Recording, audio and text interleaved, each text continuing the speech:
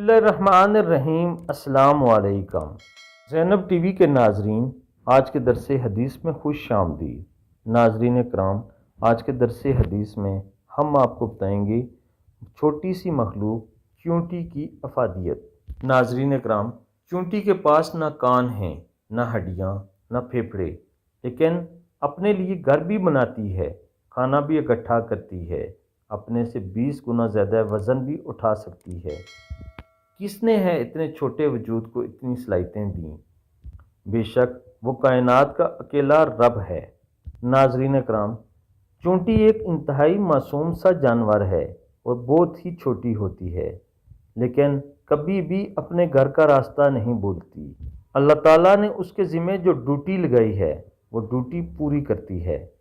ایک انسان ہے جو اللہ تعالیٰ کی اشرف المخلوقات ہے، لیکن سب سے زیادہ سرکش ہے۔